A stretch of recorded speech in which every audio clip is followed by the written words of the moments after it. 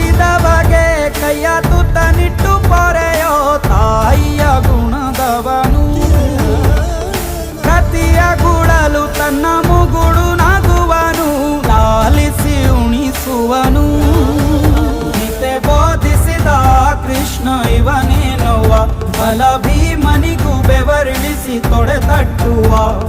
ಹೆತ್ತವರ ರೀತಿ ಕನ್ಯಾದಾನ, ಕುಂತಲ್ಲಿಯೇ ಇವಗೆ ಸಿಂಹಾಸನ.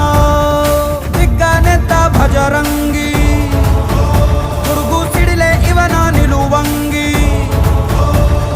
ಗಂಡೆದೆಯ ನ್ಯಾಯ ಗಂಡ ಬೇರು